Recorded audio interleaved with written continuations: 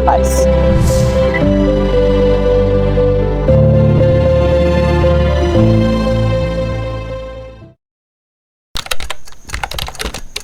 En el capítulo de hoy les vamos a mostrar cuál es la dualidad que existe en este país frente a los falsos positivos, desde un sector que piensa que esto solo es una propaganda política de la izquierda y en otro sector que piensa y apoya a las víctimas de este caso.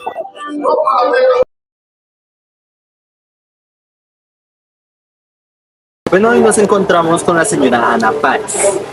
Específicamente, esta señora en 2008 lastimosamente sufrió un falso positivo. El día de hoy vamos a entrevistarla, saber cuál es su opinión, todas esas experiencias que ha vivido y demás. Pero pues qué mejor que la misma Ana Páez para presentarse. Buenas tardes a todos y a todas. Gracias por haberme invitado a esta charla con ustedes, chicos. Y pues, ¿qué les cuento? Sí, soy madre, soy integrante, líder de la Fundación Mapapa, madre de los falsos positivos, soy de Bogotá, pero nosotros estamos a nivel nacional, ¿no? Mi nombre es Ana Páez y mi hijo se llamaba Eduardo Garzón, desapareció el 4 de marzo del 2008 y lo encontré el 29 de agosto del 2008 en Cimitarra, Santa Cruz. Desapareció. Ahorita mismo que estamos hablando ya de tu hijo Eduardo, me gustaría recalcar que el día de mañana, 4 de marzo de 2025, cumple años el chico Eduardo. Y para esto nos gustaría saber cómo ha sido este camino para usted. Bueno, yo acabo de decir que mañana 17 años de que mi hijo se desapareció en mi casa, el día 5 de marzo, y mi hijo estaba muerto.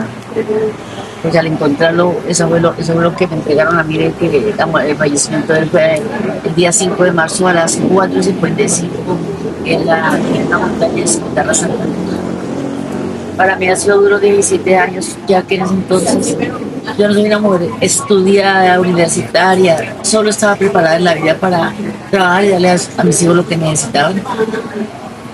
Entonces, cuando mi hijo desaparece, yo trabajaba en la Escuela de Seguridad Vial de la Policía Nacional de Colombia, donde puede dar declaración de mí de 8 años que trabajé con ellos y que mi hijo sirvió también ahí conmigo trabajando. No tengo nada que ocultar, no tengo nada que decir malo, porque después de saber quién era la vida de nosotros, quién era Eduardo, quién era yo.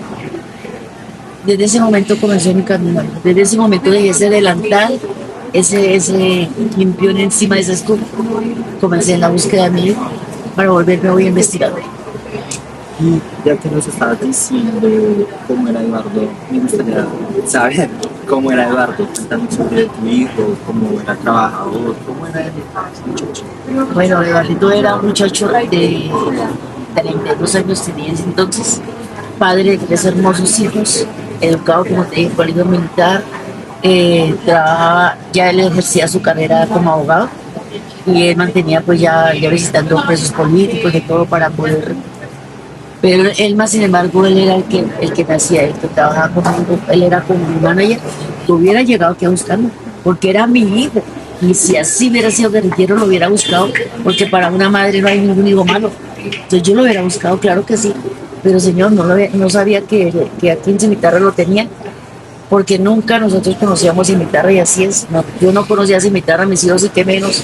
Entonces ese señor fue un grosero haberme hecho todo eso. Fue cuando me desplacé para Cimitarra, Santander, y allá fue donde pude también me lo mostraron en un computador. Pasó la misma charla que se tuvo acá en la morgue, se tuvo allá también. Y fue cuando me dijeron que mi hijo estaba sepultado en ese cementerio San José de Cimitarra, como NN. Pues imagínense, fue todo yo loca y que no me dejaban traer, que porque los olores, que porque ya hacía tantos meses que estaba muerto, pues ya estaba pues con olores que no podía leerme. Yo vine por él y con él me voy y me lo llevo. Pero yo en ese momento no sabía todavía que el ejército me lo había matado porque me lo había matado, sino porque en realidad lo había matado porque los de la guerrilla lo había llevado. ¿Y cuántos meses pasaron desde que... 8 meses buscando a mi hijo. ¿Y esos 8 meses cómo los viviste? No quiero ni decirte a ti. Por eso es que yo hoy apoyo a las madres de Medellín y a todas las víctimas de los desaparecidos, porque sé que es tener una persona desaparecida. Para mí no había noche ni días, no había familia. Yo quería estar por la calle como loca buscándolo por toda parte. O sea, que apareciera, no me importaba ya nada, no me interesó ni el trabajo, de trabajo tirado. Ayer mira qué hacían, pero yo me puse en la búsqueda de mi hijo desde el primer día. Desde el primer día que mi hijo desapareció. Entonces para mí fue muy duro la desaparición. La desaparición es lo más duro que puede haber en la vida. Entonces yo me puse en la tarea de la búsqueda y la búsqueda yo le pagaba a una persona, le pagaba a otra, les daba para hoteles, les daba para transportes, porque me decían que en Girardot que necesitas de una parte a otra. La gente sabe que aprovecha en ese momento a quitarle a uno la práctica, pero a mí no me importaba, en ese momento no pensaba en nada, sino encontrar a mí. Y matar a inocentes, civiles inocentes de todo el país, pero no solo en Bogotá, solo en Soacha, sino de todo el país, donde como se sacaban los campesinos de las fincas, porque en las audiencias que yo estaba en Ocaña, Santander, en Neiva, donde me ha tocado ir a audiencias, él no ha escuchado sino eso, cómo sacaban a la gente inocente de las fincas. Tenemos leyenda y tenemos dicho de la gente sobreviviente, Okay. porque hay gente que los dispararon y todo, pero se hicieron los muertos, mientras que ellos se iban y decían, déjense, y bueno, sé qué, porque los trataban mal y les pegaban patadas después de muertos. Ya venimos a recoger eso, ya mandamos a recoger eso, no sé, en ese momento el que habló con nosotros se paró, se arrastró como pudo y llegó a una finca para que nos salvaran, para que la ayudaran. La finca le dijeron que no porque en esto se entraba a buscarlos. Entonces que no, entonces sigue la cosa a ver que él fue sobreviviente. Perdió su bracito por este movimiento, él tiene su brazo por esto, pero no por el movimiento. Pero él fue un sobreviviente que contó cómo los mataron. Y tú que has hablado con tantas personas y que me dijiste que hablaste con el presidente, y aquí voy a tomar el tema de Álvaro Uribe, que tú dices que este hombre, o muchas personas dicen que este hombre no ha cumplido tantos males que ha hecho. ¿Tú cómo ves que tantos juicios y al final nunca lo condenan? Pero llegará el día que lo van a condenar. Todo eso que él dijo, mire, yo quiero llegar a donde Uribe Pica en ese momento si me invitan a una audiencia voy, a decirle en su cara, ¿te acuerdas que usted dijo que el que la hizo la paga? Y usted tiene que pagar y echarse para atrás de todo lo que nos humilló y nos dijo en ese momento que ocurrió lo de nuestros hijos. Porque usted dijo que éramos unas mentirosas, que nosotros habíamos dicho y habíamos aceptado a usted de decirle que nuestros hijos eran delincuentes cuando nunca de la boca de nosotros salió esa palabra. Y nunca nosotros dijimos, porque ¿cómo íbamos a decir que eran delincuentes cuando nosotros no eran delincuentes? Eran pobres pero dignos de vivir, no eran unos arrastrados, ellos tenían un hogar donde llegar a comer, donde tenían una mamá, donde tenían un papá también. Ellos no pueden ponerlos a nuestros hijos por el piso. Y lo que ese presidente dijo en un noticiero, que lo dijo que fue tan doloroso para nosotros, era que no sé, que eso, los militares que ellos tenían, nosotros estábamos desprestigiados. Buenos días, nos encontramos en el segundo capítulo de Ecos de una guerra, perspectivas enfrentadas. Hoy nos encontramos con Juan Caicedo. Juan, primero que todo agradecerte la disponibilidad y las ganas de tener esta entrevista y poder hablarnos de un tema que es bastante complicado, como es el tema de falsos positivos, mejor conocido como ejecuciones extrajudiciales. No, yo te quiero primero agradecer porque nosotros y siempre hemos dado la cara a los temas, nosotros no le dimos a ningún debate ni por más polémico como lo quieren llamar algunas personas que sea. Nada, yo soy Juan Fernando Caicedo, tengo 31 años, desde el 2017 trabajé en la unidad de trabajo legislativo de Álvaro Uribe cuando él era senador. ¿Cómo percibe el contexto de los falsos positivos en tema del conflicto armado en Colombia? Pero yo lo primero que quisiera aclarar es todo el proceso que hay detrás de esto, porque yo creo que se ha usado mucho para desinformar, muchos grupos han desinformado y han dicho cosas que claramente no son verdad y datan de muchos años antes de la presidencia de Álvaro Uribe. Entonces quiero primero aclarar eso. Esto no quiere decir ni es una excusa ni absolutamente nada, pero todos esos grupos enemigos de Álvaro Uribe han querido casi que decir que él los creó, él casi que los potencializó, y eso no es cierto, al revés. Álvaro Uribe fue el primer presidente que tuvo Colombia que literalmente generó una política para acabar con los falsos positivos. Entonces tú me vas a preguntar, ¿y por qué? Te voy a contar por qué, y acá es donde vengo a todo el proceso.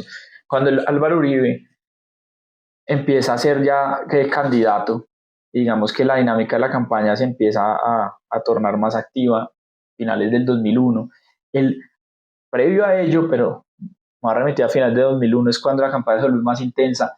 Cuando él hablaba de su discurso de seguridad, él siempre lo ligaba a los derechos humanos, por eso se llamaba seguridad democrática.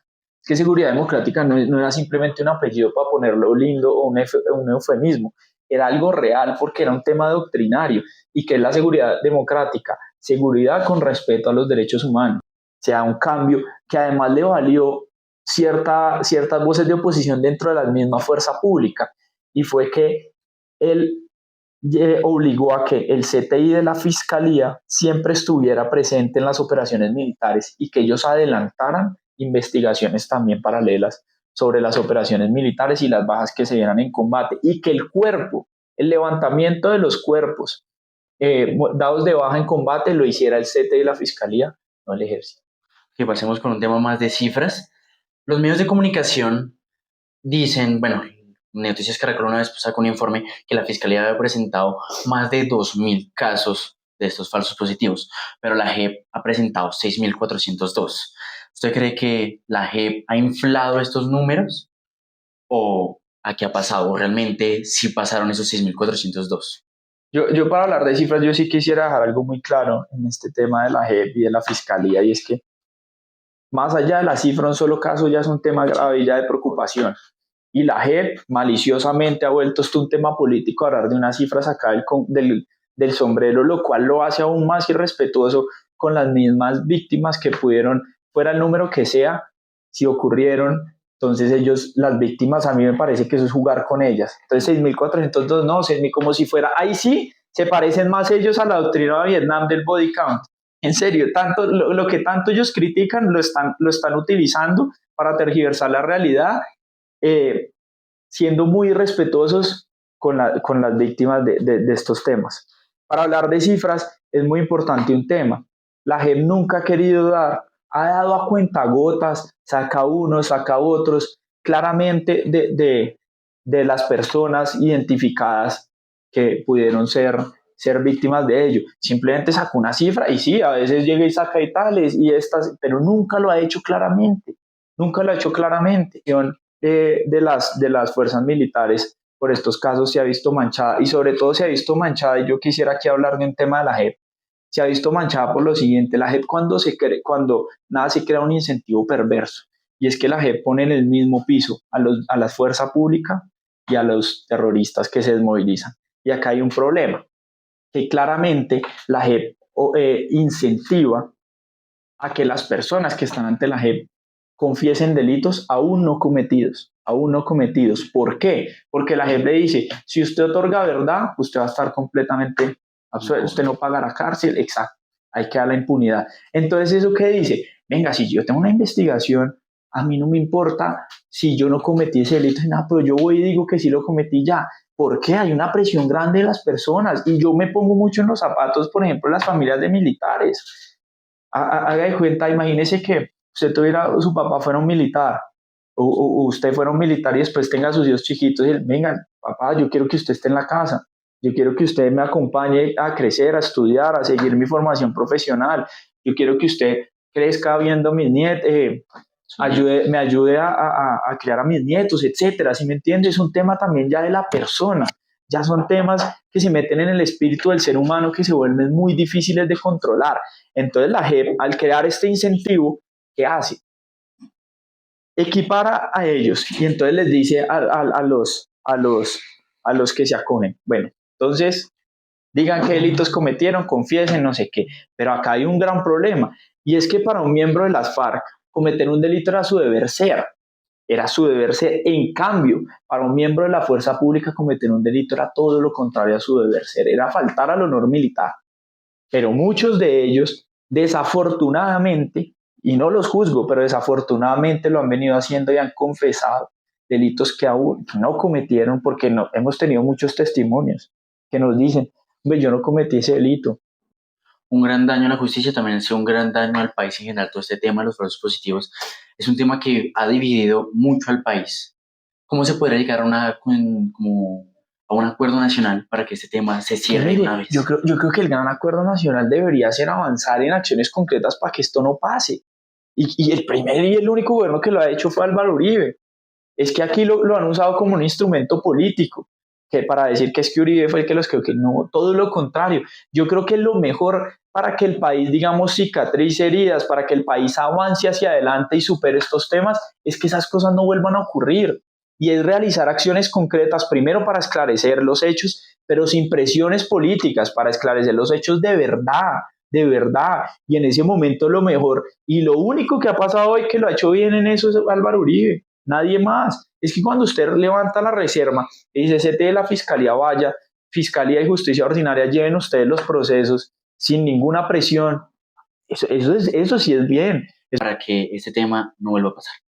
No, yo lo que quiero es que todos los jóvenes investiguen. Mi gran preocupación es que investiguen, no se queden con una versión, no se queden con las versiones que dicen uno u otro lado, investiguen. En internet es muy fácil hoy investigar todos estos temas en ChatGPT, entren a profundidad con eso y dense cuenta que el gobierno de Álvaro Uribe fue el único gobierno que tomó medidas en serio para prevenir, para atacar y para que nunca más se vuelva a repetir este tema de los falsos positivos.